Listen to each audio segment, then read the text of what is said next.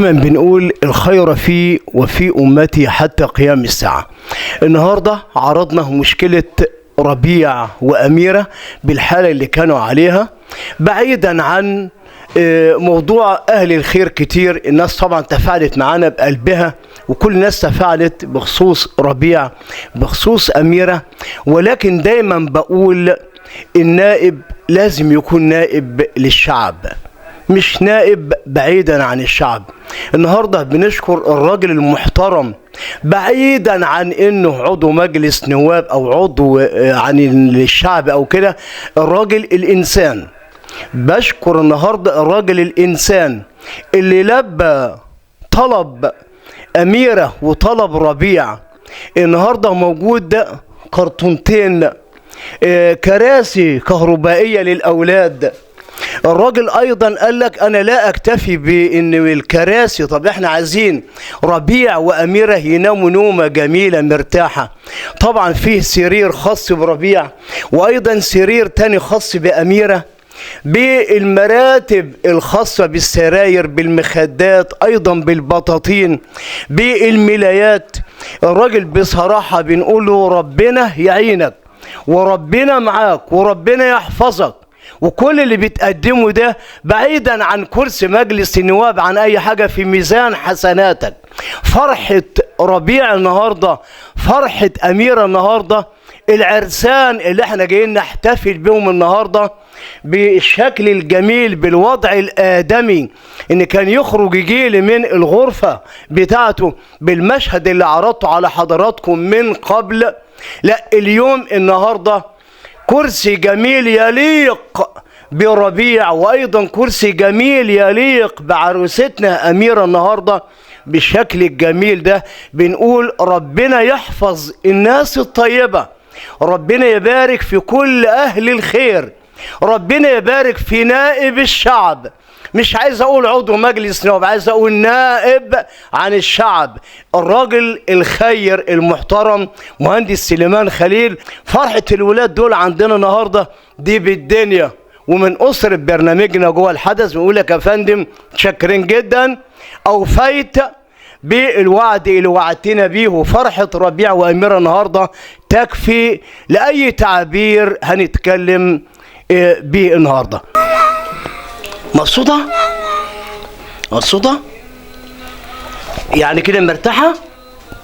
مرتاحة كده؟ نعم. ماشي ماشي ماشي. مبسوط كده؟ زي ما اتكلمنا قبل كده وشرحنا حالة ربيع وأميرة، وكنا قاعدين وبنتكلم معاهم أهل الخير الناس الطيبين. النهاردة ربنا أكرمنا بيهم، ويجيه كرسي كهربائي بشكل محترم جدا لربيع، ونفس الكرسي لأميرة، عشان يعني يقدروا يروحوا يقدروا يجوا يتحركوا في قلب البيت في أي مكان. فده شيء جميل جدا.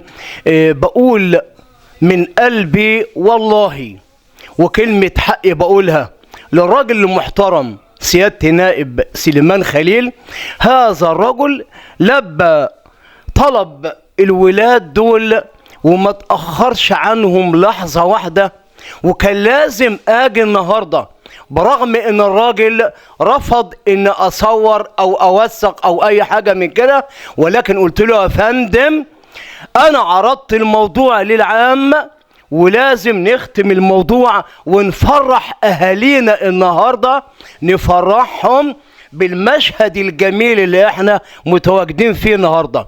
انا والله فرحتي يمكن اكتر من فرحة الولاد حبايبي دول، ان النهارده هنشوفهم بالمشهد الجميل ده قاعدين قعدة جميلة، حاجة كده من عند الله وفرحانين.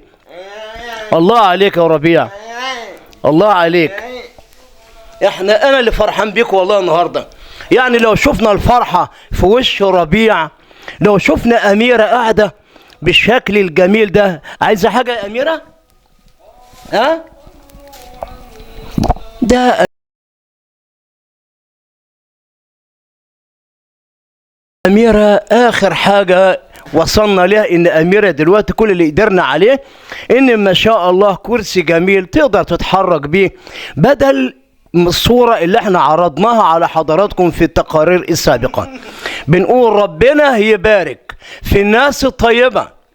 بعيدا انا بتمنى من كل الناس الطيبين، بتمنى من السادة النواب، انا بقول النواب، يا ريت الكلمة ديت نخليها نائب عن الشعب يحس بهموم الغلابة.